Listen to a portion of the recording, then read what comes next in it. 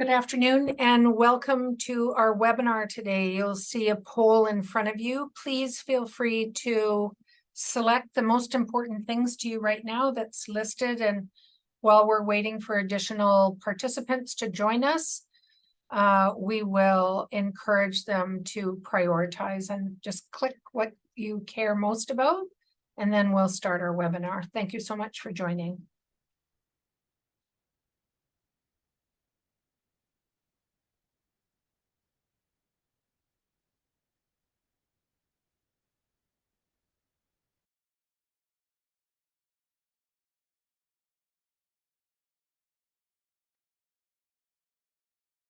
Thank you so much for joining us this afternoon.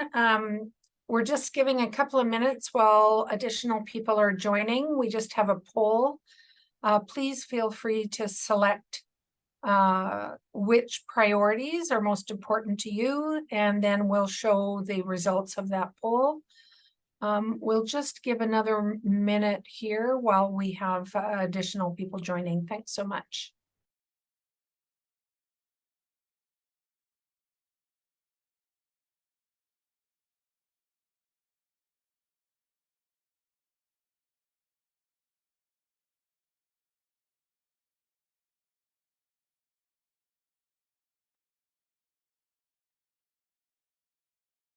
Okay, well, welcome and thank you so much for joining us today for our September edition of the BCHA virtual event series, sponsored by Fortis BC and sponsored by Dyson Canada.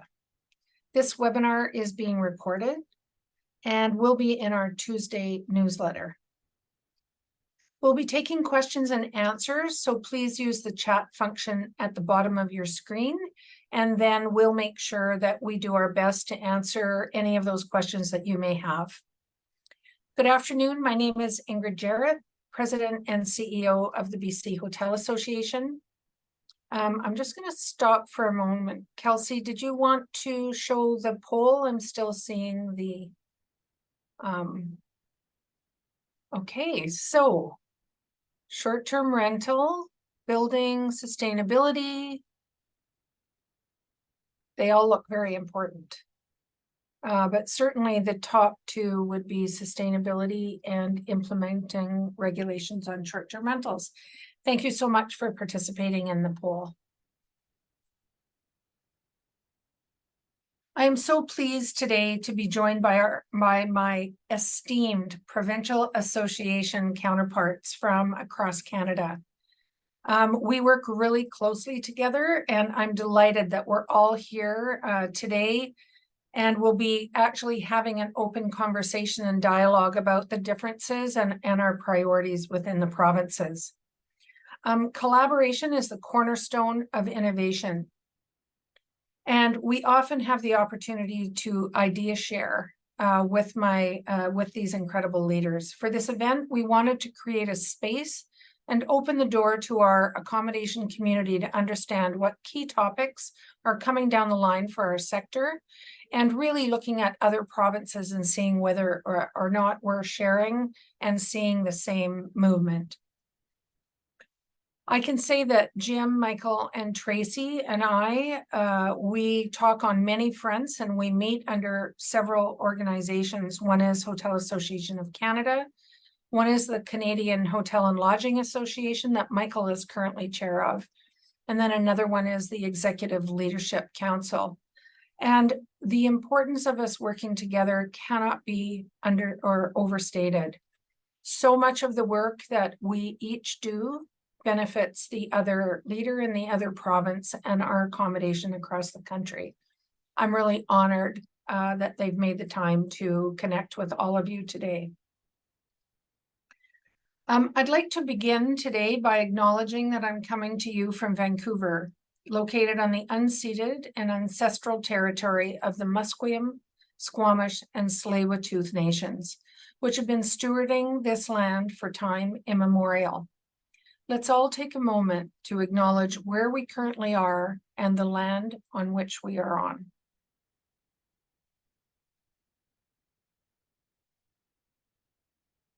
Before we jump into the panel, I'd like to acknowledge our virtual event series sponsor, Fortis BC, who has made today's session possible.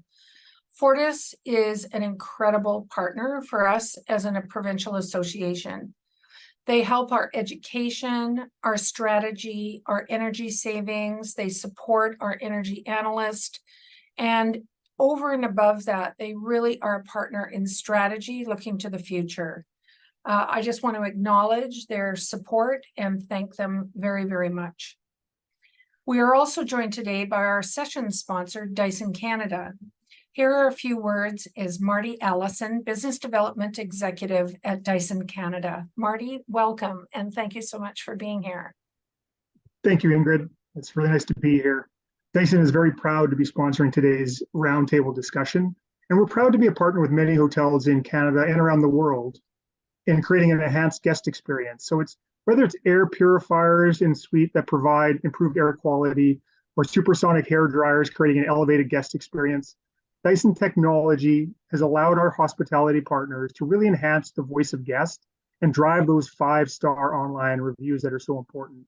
We've also helped drive sustainability goals by getting rid of paper towels, single-use paper in public washrooms as well in our hospitality community. So I hope you find today's session valuable. Thank you again for having me here. I'm going to try a quick video here to leave you with this, and then Ingrid will begin today's session. We've had a few technical glitches, so if it doesn't work, that's fine. We'll just pause it. So give me some feedback if you can't hear anything as we get started. Okay. Thank you. Thank you, Marty.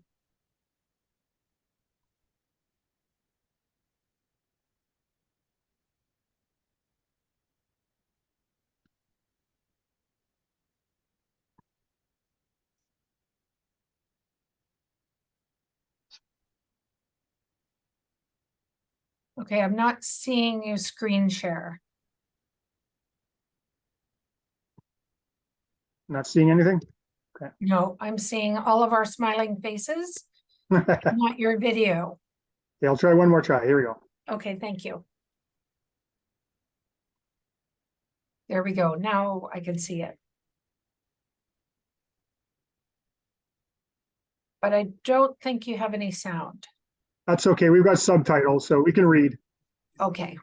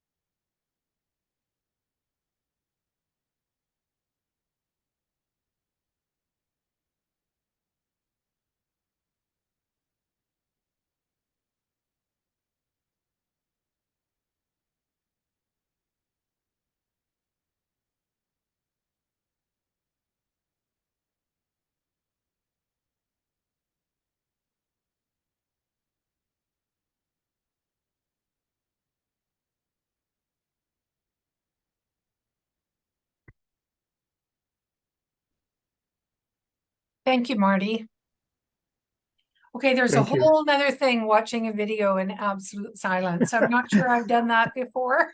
Were the subtitles as exciting as they were for me? Yeah, well, I was only imagining the background music. So thank you so much. It was beautiful music. And, Thanks yeah, a lot. thank Have a you great session. thank you for sponsoring today. Thank you very much. And now I'd like to introduce our esteemed panel. And Tracy Douglas Blowers, I'm going to start with you. Tracy is the President and CEO of the Alberta Hotel Association, Hotel and Lodging Association, forgive me. And, you know, Tracy and I go back a very long way. We've worked together for many years, and She has recently been appointed as of the spring of this year as the President and CEO. Very, very well deserved. I'm thrilled that we're neighbors and some of the best partners. We share many hotels in common, owners, brands, and between Alberta and British Columbia, there's just so much in common. And Jim Bence, thank you so much. Hospitality Saskatchewan. Jim, a seasoned professional hospitality. You know, I think you and I have worked together for quite a few years as well. I'm going to suggest it's probably about 6 or 7. And the move to really joining hospitality and tourism together with you at the lead for the province has really made an enormous difference over the last couple of years, Jim, and thanks so much. And Michael Juce has recently been appointed as the Manitoba Hotel Association President and CEO. He very warmly welcomed us all to Winnipeg earlier this year, where we rolled up our sleeves under his leadership as chair under the CHLA. And, you know, again, there is so much common ground between Manitoba, Saskatchewan, Alberta, and British Columbia. And this is really an opportunity from the Western perspective to talk about our industry. So thank you very, very much to each of you for joining today. So what we really wanted to do is, first of all, let me remind you, as we're going through, if you have any questions, please put them in the Q&A. They could be for a person specifically. And depending on the questions, we'll either vet them during the session or at the end of our session, but we will do our best to answer your questions. So let me start with an industry overview and really looking at the current trends. So to set the stage, could each of you provide an overview of what is happening in the accommodation industry in your province? How is it performing? What does pace look like? And are you seeing any specific trends that you'd like to identify? You know, we're measuring gurus, I always say. Everything is about, you know, how did we do to last year and what did it look like before? And such a changing landscape. So, Michael, let me start with you. If you'd like to go ahead and tell us just about what's going on in Manitoba. Sure. Thanks, Ingrid, and pleasure to be here with everyone today from friendly Manitoba. It's a beautiful day out here, and hope it is in your neck of the woods as well. As the recovery has been really strong in Manitoba, I'll say, but it's been even stronger in Winnipeg. If I shouldn't say a sort of tale of two recoveries in our hospitality sector, where we've really seen Winnipeg perform very, very strongly, where we're seeing occupancy rates up around high 70s, low 80s for almost all our properties. So it's come back even stronger than it was pre-pandemic, and this past year, 18 months has been maybe a bit of an anomaly of we have had a lot of Ukrainian refugees come into Manitoba. The last estimate I heard was about 20,000. So a hotel has really been the first stopover for them in Canada. And I, said we wish they were here under different circumstances, but that's probably inflated our Winnipeg occupancy levels a little bit, having such a large influx there. But overall, yeah, Winnipeg's performed very well. Rural Manitoba has come back, not quite to the strength of Winnipeg. A little less conference business activity in rural typically, where we're seeing again more local traffic. International still down, about 50% from what it was pre-pandemic in Manitoba, and so it's taking a little longer for those outside the perimeters. I like to say is in Manitoba, about 70% of the population is in Winnipeg, but it's been good on the whole, but Winnipeg's definitely performed better than rural Manitoba in the past 18 months. Yeah, interesting. And Michael, were you working with the provincial government around the Ukrainian refugee placement? Yeah, so the association had a bit of a role with that. Credit to the province and their emergency measure operation to step up and do that, where we had entire airport hotels in some cases that were fully booked up for weeks or months at a time with refugees. So, that has, I guess, fortunately slowed down. There was a welcome center at our airport that actually is just closing this week, as that has slowed down. I'll say, we wish they were coming to Manitoba under different reasons, but it's interesting some of those other impacts of working with the provincial government as well on the employment side, where actually a lot of them have found employment in our sector and other sectors of our economy, and even some of our suppliers of, there's a neat story one of our local craft beverage producers tells of getting someone who was a brewer in Odessa in the Ukraine, and they said we almost thought it was a joke or one of those internet spam things of, what do you mean this person has experience in Odessa? But that's what they were doing there, was making craft beer, and now they're doing it in rural Manitoba. They said it was almost like too good a fit. They said this seems like some kind of scam. So it's been really neat to see them kind of integrate. We have a large Ukrainian population here, but that's definitely, had some positive employment impacts, and has helped the occupancy numbers too. Yeah, that's fantastic. It's I think must make an enormous difference when you have the ethnicity there, where there is a sense of belonging, because people obviously from the Ukraine, and I really acknowledge that really important work. And the best that you can probably do is make them feel at home under very, very unfortunate circumstances. Thanks so much, Michael. And Jim, let's go to you next in Saskatchewan. Great. Thank you very much, Ingrid, and welcome everybody. I really appreciate being invited today. Much like Michael, we've seen some really strong recovery, and in our two biggest centers, Saskatoon and Regina. Saskatoon was behind pace because, of course, being a government town and all of the government work and travel that had really been shut down for quite some time. But just even as recently as last night, we're really starting to see some encouraging corporate group back into our property. So we're getting there. One of the areas that we've seen really strong recovery, and it's been going on for almost a year now, has been in our secondary and tertiary markets. And it all has to do with, or much of it has to do with oil and gas, rare earth, mining. There's been so much work that our provincial government has done on the trade and export development. It has been a boon, I think, for many of our smaller communities and the operators that are out there. So they're all talking about experiencing right now really strong recovery. To the point where one of the operators said, he said, I don't even like talking about it anymore. He said, because everybody's there's still paying some pinch points, but for those communities, they're doing extremely well. So that's been great to see, particularly in those markets. What it does do, though, in those markets is employment is such a challenge. And we still have properties that have got rooms that are closed sometimes because we just can't get them clean. And so the employment piece sometimes can have an impact on that a little bit. But we're starting to see our way through that as well too. So no, we're really happy in Saskatchewan with the way things are coming back around, and we're looking like we're going to have a really strong, third and fourth quarter. So it's not all roses, but I tell you, it's looking really darn good. Yeah, that's great. So nice to hear that after a couple of years of losses. I think we all shared sort of the dire impact of the pandemic, and it's good to hear that both of you like us very similarly, and sort of urban driven, and then moving, as you were saying, to tertiary markets. Tracy, may I pass along to you, please? Sure. Well, thank you very much, Ingrid, for inviting us to be a part of this event. And I'm delighted to be coming to you from Treaty 7 lands in Edmonton. I do see some faces or names in the chat that I recognize, and it's definitely great to share some common members and common owners with you, Ingrid, and sometimes with you as well, Jim. So in Alberta, we're seeing some of the same trends that you've identified.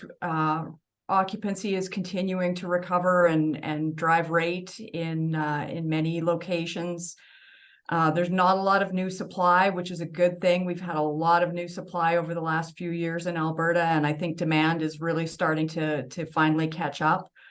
Oil and gas, as Jim referenced, is strong in a lot of those secondary markets and tertiary markets, so that's good news as well.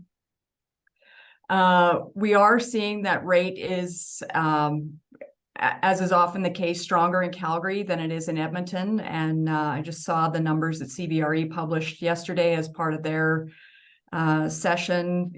Calgary's 2023 RevPAR is forecast to be $104, so that's back above 2019 levels. Edmonton is lagging behind at 78, so it's caught up to 2019, but it's still well behind Calgary. And Banff is the Cinderella story, as always. $234 RevPAR right now for July, as of July. So that's year to date. So those are all good news. And over the summer, of course, the Calgary Stampede, that filling hotels during those 10 days makes a big difference, and it really helps to drive a strong rate. In Edmonton and a number of communities around the province, particularly in August and earlier in the summer as well, with the wildfires that we had all over the province, we saw hotels filling up, but of course at compassionate rates. So that's a trend that we really felt this year, and it's certainly an area, emergency preparedness, that as the official health and safety association for hotels and convention centers in Alberta, we're going to be doing more to resource our safety subscribers and our members to make sure that they're ready, whether it's an emergency at their own property or they are having a local emergency in their area, a wildfire, a flood, and needing to either evacuate or needing to house first responders. And also looking at situations like we had this summer where we had our neighbors to the north evacuating into Alberta. I know, Ingrid, you had some, Jim, you got some in Saskatchewan, and Michael, you had some in Winnipeg as well. So I think it's something that we're all going to need to be much more prepared for. And I know that it's something that our associations will be working on together. Yeah, thank you for that, Tracy. I think this is one of the opportunities when we look at those trends, and all of us have been impacted by crises, whether that is floods or fires or whatever that it might be at different times of the year. And the strength lies in the learning and sort of that process, and then information sharing. And certainly our discussions earlier in the year at the meeting that you hosted, Michael, but also now that we've been through the kind of and amount of evacuations and emergency preparedness that we've been through, I think there's significant learning. And of course, each of our governments and each of the structures within our governments and the support mechanisms are different as well. And I think that there's an opportunity to educate up and educate out when it comes to the role that we always end up playing in a time of crisis. So yeah, thanks for pointing that out. When we look at British Columbia, I'll just add some notes here. We do not have what you have seen, Tracy, which is an oversupply and building that demand to fill that supply. We have self-identified 7 jurisdictions, most of them specific municipalities, who have identified that they're underbuilt. Yet when we look at our recovery, the recovery is in urban areas and some of the larger resort areas. So Vancouver, Richmond, Whistler, Victoria, and then of course the impact of the summer season around fires has really sort of undermined some of those secondary, such as the Okanagan or Tofino-Ucluelet corridor. And so we are seeing very positive growth, and the trend is moving forward. We've got some strong RevPAR. And until the August impact of the fires, I think we're actually leading the country in some of those jurisdictions this spring. I think 6 out of 10 of the highest performing RevPAR markets in the country were in British Columbia. That's not to say that our industry has recovered from the 3 years of losses, but it is very encouraging to see the kind of travel coming back. Michael, you really referenced an important note, and that is international travel. We're really seeing air impacting the recovery of international travel. And I know our partners at Destination Canada, TIAC, and Hotel Association of Canada are really, trying to support the air industry as much as they can. But we also are now seeing some of our secondary markets, flights not coming back that would have been performing very well pre-pandemic, still performing well when it comes to seat capacity, but there just is not the amount of planes and the routes that have really come back online, and the size of planes is significantly smaller than it was pre-pandemic. So when we look at the international we have not seen that recovery either. May I just ask each of you to talk about sort of that trend looking forward, what you're seeing from different markets performance, either meetings and conventions or international travel, if you have anything to contribute there. Let's start with you again, Michael. Sure, thanks, Ingrid. It's, yeah, like the US traffic we're seeing is a lot of vehicle traffic up from North Dakota, Minnesota. You know, Winnipeg's about an hour from the US border there. So it really hasn't been that air traffic yet, where I know our airport, and shout out again to our provincial government, has taken some measures to add new flights to the US. So just this week, we actually added a Winnipeg to Atlanta direct flight of we don't have a lot of direct US flights out of Winnipeg, but Atlanta is pretty much one stop from anywhere. So that was an area that tourism stakeholders identified if we need more US connectivity, and kudos to the provincial government for stepping up, as those just started this week out of our airport. And so I anticipate international will take a few more years, as what we're seeing right now is just people driving up over the border. And international as well, a lot of that international traffic we get also goes to really far north of Churchill, Manitoba, to see the polar bears.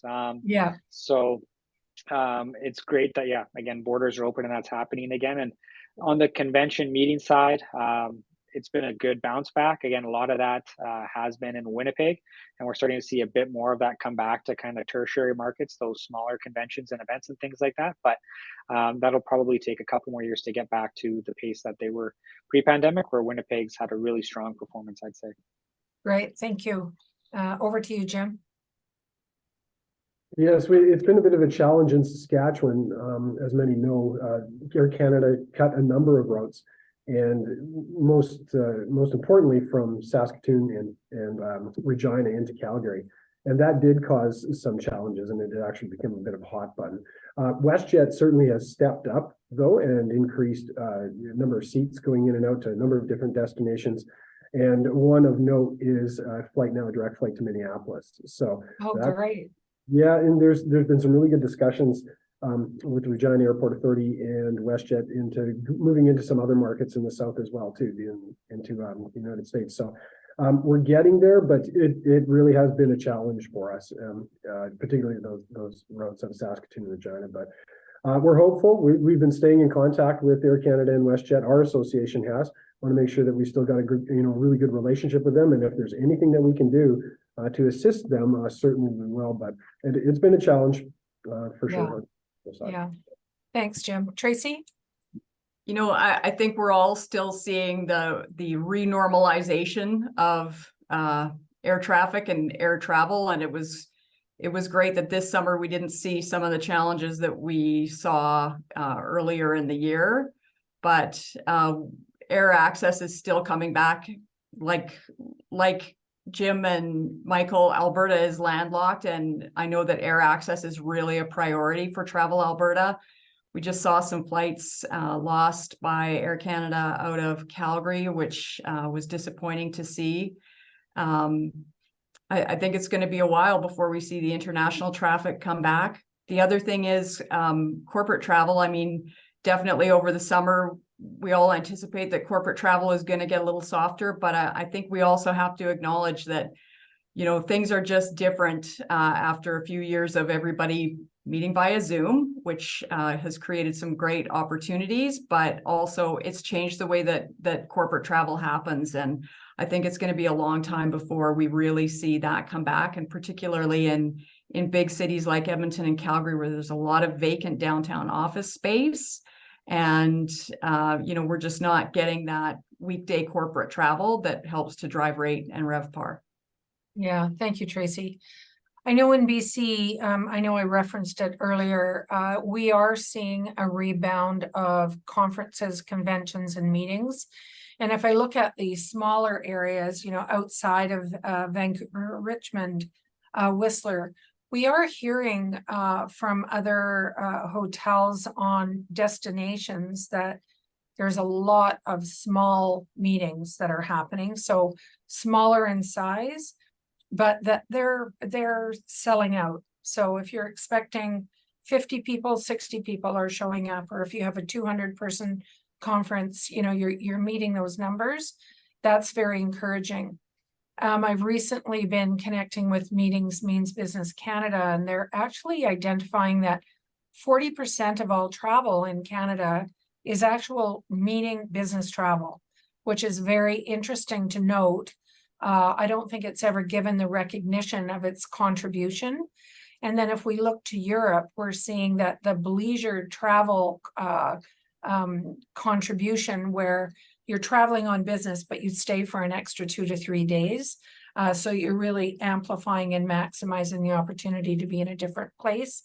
I think it's we're hearing more and more that currently is a trend that would really contribute as we're looking at some of those recoveries. So I think the other thing, Ingrid, that I heard last week when I was in Calgary is that the booking window is a lot shorter. People aren't booking, weeks and months in advance. It's days or maybe a week in advance. Yeah. By the way, can we come next week? Yeah, that's right. Just to provide each of you the opportunity, can you just detail for us top 3 priorities, or 2, however many you have, or 5, what your key advocacy priorities are right now as identified by the accommodators in your province? Tracy, can we start with you this time? Sure. So we were really pleased. Probably you might be aware that we had a provincial election in May. The HLA was really pleased to see a Conservative government elected that we anticipated would be more friendly towards business, which after 3 years of the pandemic was desperately needed. One of our priorities in Alberta, we have a 4% tourism levy that is added onto the cost of every hotel room sold, and that levy really just goes into general revenue in Alberta, and the government has full discretion on how to use that. So it's been an advocacy priority for us for some time now to see that levy dedicated in full to Travel Alberta and put behind an effective tourism strategy. So we've seen some progress on that. We're optimistic that we'll be able to get that one across the finish line.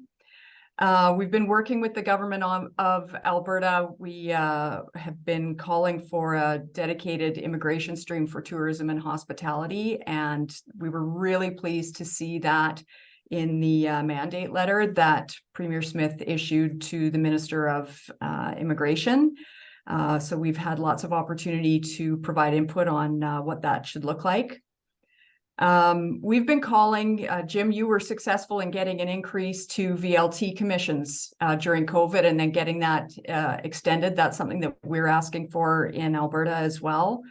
We've never seen an increase to those VLT commissions, and we certainly recognize that all of the associated expenses with operating those licenses have increased.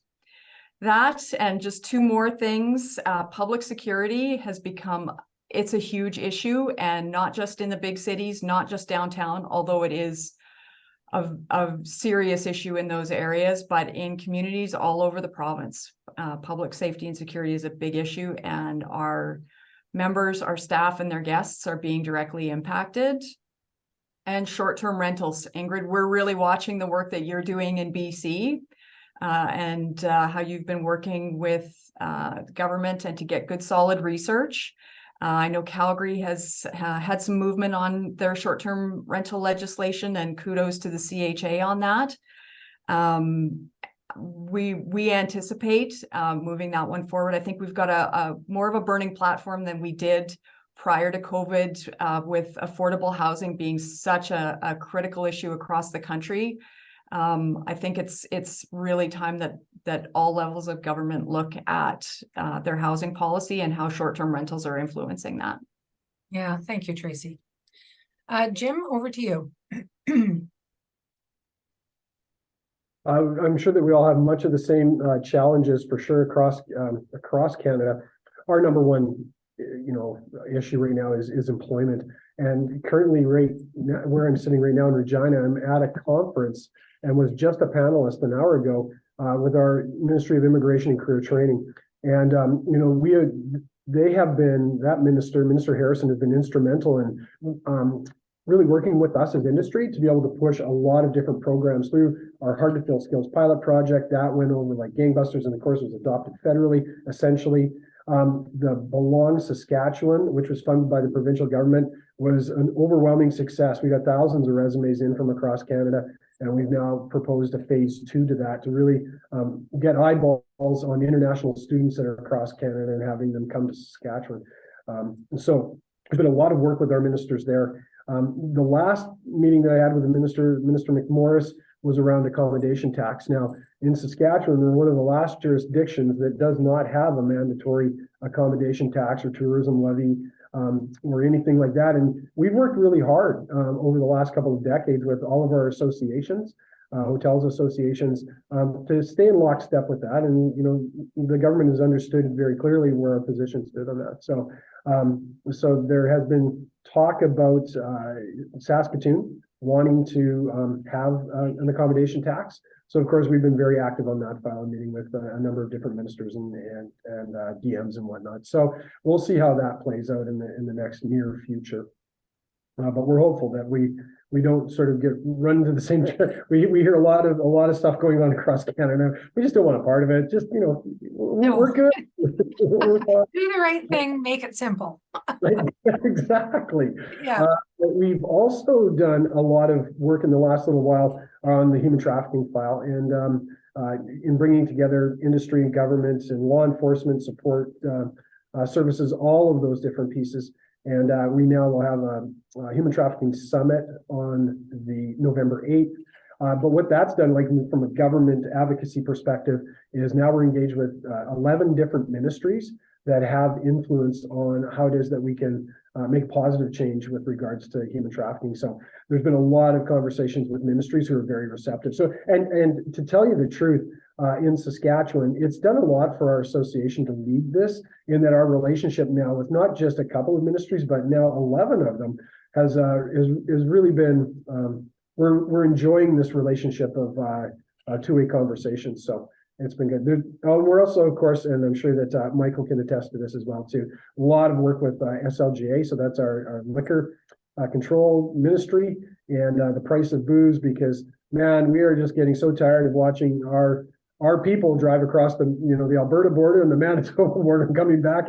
I mean, their vans are they're so full, they're dragging, right?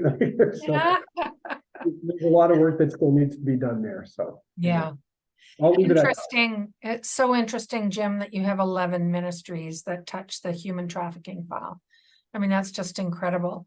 And I just want to acknowledge the work that you're doing there and how important that it is that we can all really learn from the work that you've done and the engagement that you have with different levels. And certainly I know for me, that's one of my priority files going forward.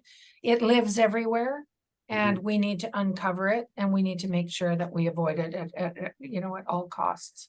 Great. Well, thank you for those kind words. I look forward to, hopefully you can come out on the 8th. Hopefully all the people on this call can I'm come sure out. hoping so. Yeah.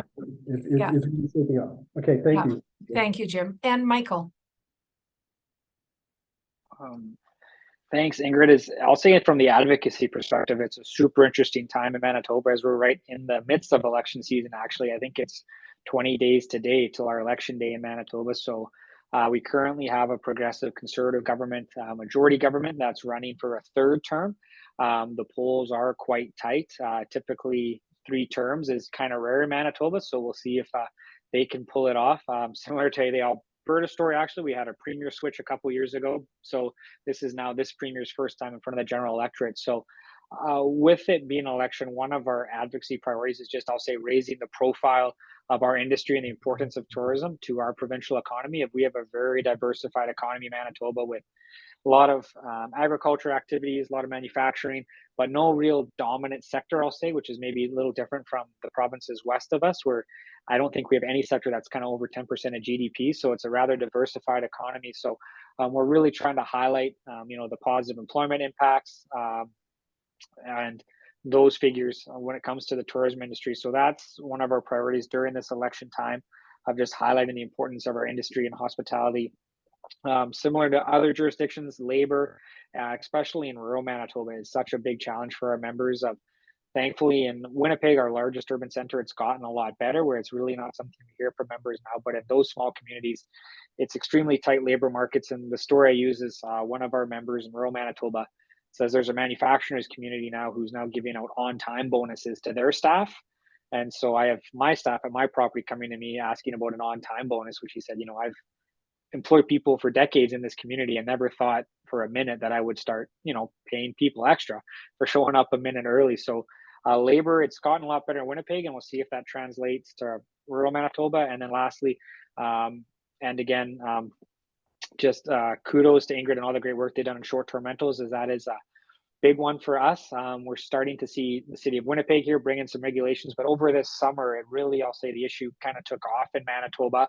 And a lot of those smaller rural communities where I'll be speaking at the Association of Manitoba Municipalities Convention this fall, as for the first time, they're going to have a resolution on short-term rentals and calling on the provincial government to take action. Of a lot of smaller communities, resort kind of areas really noticed that this summer of, again, unregulated industry, in neighborhoods being loud, all that. So it's really been one where I think for a few years, the association was maybe one of the few voices in Manitoba speaking on this, where really this past summer, it really has kind of risen up the public radar in Manitoba. So we'll see what comes of that in the next few months. But definitely, I think we're all sharing information on that of what we're doing, but optimistic that we could see some provincial movement here in Manitoba.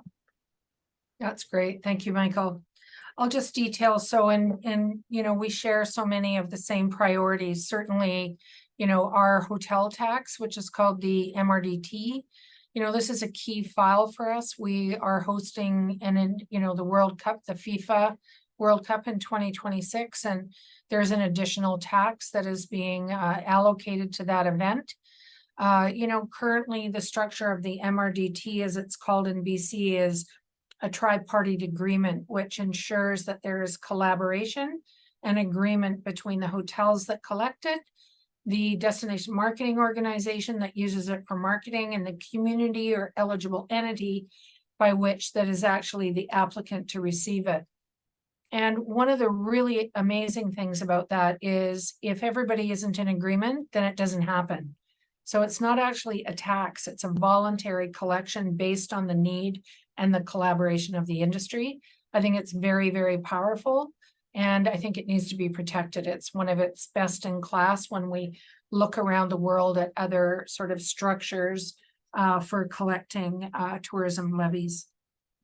Emergency management is huge, and I know it is for all of you as well. I do think the four of us and our additional counterparts are going to have to really roll our sleeves up on that and compare best practices and notes, given that it's not in our ministry, it's in other ministries, but it always affects our industry and our members. And we really need to make sure that that is a coordinated, supportive approach.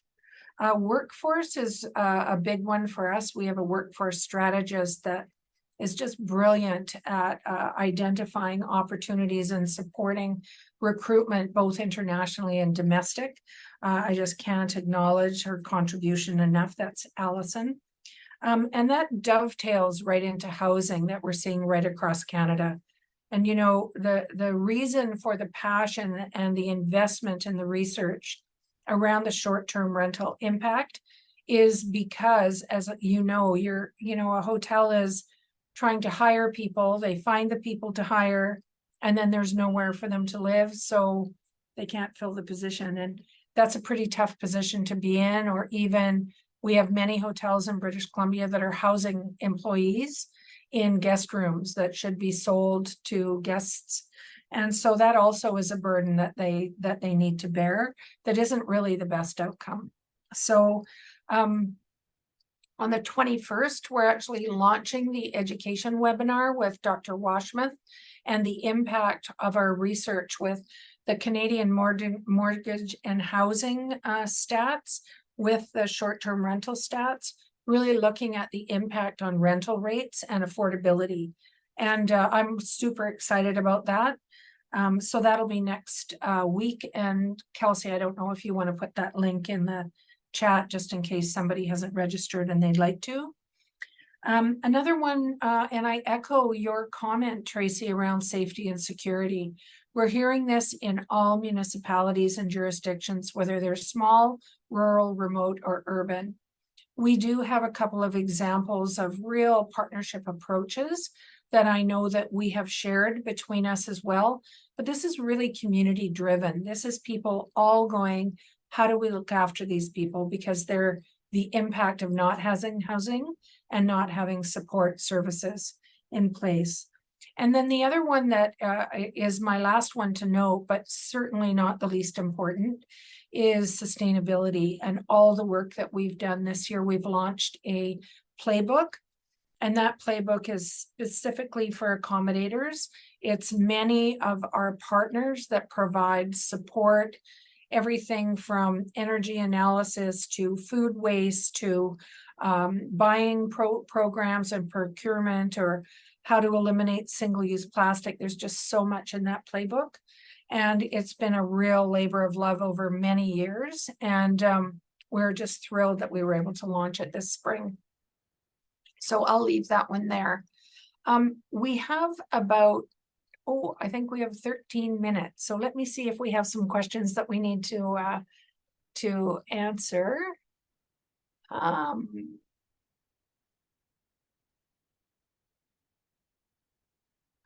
Okay, Michael and Jim, can I ask you two a little bit about whether or not you're finding from industry, and Tracy, you can answer this one, of course, just around the focus on sustainability, on sort of cost saving, which really ties into that for us. We're finding business costs are ever increasing. Taxes are going up, you know, the cost of procurement is going up. The bottom line is getting much smaller. What kind of work are you able to do to support industry there? And is there any initiatives that you're undertaking? Whoever would like to go first. This feels like Family Feud. Who's going to hit the button first to talk? I was going to say, Go ahead, Michael. Yeah, good question. As I think it's an interesting time in the Manitoba landscape where we have a fairly new Crown corporation set up called Efficiency Manitoba that's responsible for energy efficiency programming in Manitoba. So this used to be housed under Manitoba Hydro. And then it was, you know, the points been made over the years of, well, there's sort of a conflict of hydros trying to sell you more power at the same time looking for you to become more efficient. So they've actually separated them. So Efficiency Manitoba is a new Crown Corp with that sustainability mandate really in Manitoba. So everything from upgrading windows, high efficiency items in rooms, things like that. So they're rolling out a whole host of programs, but it's an exciting time as they're really in their first few years and just getting going. It's definitely a pertinent conversation in our community. Our mayor is actually just down in Houston right now. I'm looking at their housing first model and dealing with homelessness that we've been involved with several other local stakeholders and service agencies of looking at, you know, taking food waste from hotels. Can we get that to food banks? Can we do some things there to try to help these individuals who, you know, are going without food for stretches of time and living on our streets. So yeah, there's a whole, you know, host of activities, I'd say, but I'd say those would kind of be the two big buckets. On the energy efficiency side, we have this new Crown Corporation, which is really exciting. And then also leaning in with food banks and other local partners who have reached out, and, you know, there's definitely a need in our community for that. And is there a way that, you know, our hotels can play a role in that if they have access goods or items to support those individuals who need it more? Great. Thank you, Michael. Jim? Well, most of the conversations around energy that happen in Saskatchewan have to do with the carbon tax. And there's, you know, when it comes to sustainability, there's different efforts that have been undertaken by, you know, a couple of the municipalities. Some have been met with, you know, great rejoice, and then other times with some skepticism. So when it comes to this sustainability piece, municipalities are taking it upon themselves for the most part. We've engaged with a company that actually has a really unique system for carbon capture around larger plants or facilities. And I think that there's some real value in what it is that they're doing. And now that would be a matter of connecting them with our province on how it is they could be integrated, particularly in the hotel industry. What the system that they have is not big enough like for an industrial facility plant, but it's just the right size for hotels and whatnot, and convention centers. So there's some promise there, I think. Anything else from a provincial perspective is pretty low key right now. And so it's just a wait and see. There's been a couple of things that have cropped up in a couple of municipalities which were not well thought out. So anytime sustainability comes up, it's like, oh, here we go. Short-lived. And Tracy, I know you have pretty amazing things around energy. Do you have a couple of points that you'd like to contribute there? Yeah, I do. We're really fortunate in Alberta. Electricity was deregulated over 20 years ago, and the AHLA has had a power program and a natural gas program where we leverage the buying power of our members and help them purchase those commodities on the wholesale market. So those programs continue to be really well subscribed. Power prices in Alberta have spiked over the last year, as they have, I know, in a number of other jurisdictions. So we were really fortunate to be able to get many of our members into contracts that have so far performed really well for them. What I've been hearing from members is just given the amount of debt that hotels are carrying post-pandemic, and with inflation and interest rates, as you said at the start of this part of the conversation, Ingrid, everybody is looking for where they can cut out waste. And I think with where interest rates are at, people and where lenders are at, people don't have big budgets to throw around for major capital improvements. So anytime that there's an opportunity for programs like what Michael described in Manitoba, is certainly something that I think our members would take advantage of if there was an opportunity. And we would definitely be talking to the government about that. Yeah, thank you for that, Tracy. I know that, we have a really close working relationship and really are honored to promote one of our partners with Better Table. And they do food audits and actual compilation. It's incredible the outcome and the learning and the education. Ben, I don't know if you're actually on the webinar or not, but I know he'd be delighted to work with any of you on providing that kind of expertise for your hotels. I'm just looking at the time right now and just saying, we may just be launching our own energy program that mirrors yours, Tracy, but we're highly regulated. So it means that we have to look at it in a very different way, but we've been working hard to see if that isn't one of the opportunities that we have. So I'd like to thank all of you. We only have a few more minutes. It feels like it just flew by. But thank you so much for joining us today and sharing the landscape of your jurisdiction that you work and operate in. The value of what you bring to the industry is so significant and very often very difficult to quantify.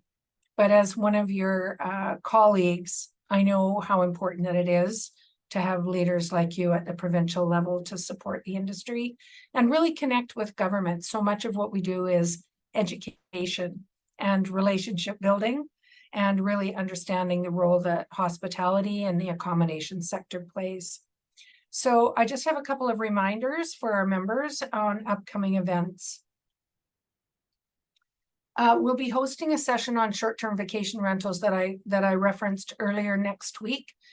We're going to come out with guns a-blazing with all of our outcomes and the research. So that is September 21st at 10 a.m. The invitation was in our newsletter yesterday and will be again next Tuesday. Kelsey has also included the link in our chat. We've also just kicked off today our Fast Track the Future series, and I want to thank all three of you for supporting that. We have incredible registration. We have amazing comments already. So we're really thrilled to be able to launch a program that supports our industry within the hotel sector at all levels, learn and grow while they're still working full-time or part-time. And we're really excited about the contribution of the Fast Track Your Future. Kelsey, I think, is going to pop the link in the chat in case you'd like to register some of your team. We also are hosting Spark, which is our hotel and liquor conference.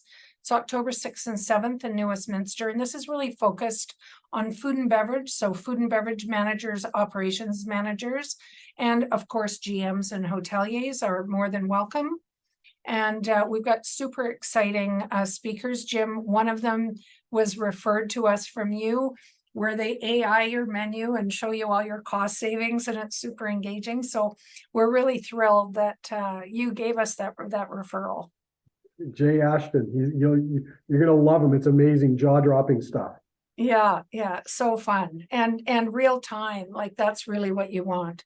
And finally, we have been invited back once again by Destination Canada Mobility Forum. This is in partnership with the consulate in Paris to do the hiring for francophone, so bilingual speaking people. We currently will be in Paris and again in Rabat in Morocco in November. And I just want you to know that this year, frontline workers have been included in that initiative. And so we will go on your behalf with job orders. And that means housekeepers, cooks, dishwashers, maintenance, light duty cleaners are all eligible this year, where last year it was only for supervisors within the industry. We're thrilled that we can represent you and that we've once again been invited to join that forum.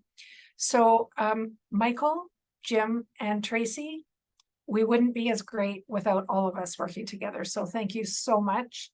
Really appreciate your insights and expertise and your time. Thank you, Ingrid. Thanks, everybody. Okay. Thank you, everyone. Thank you.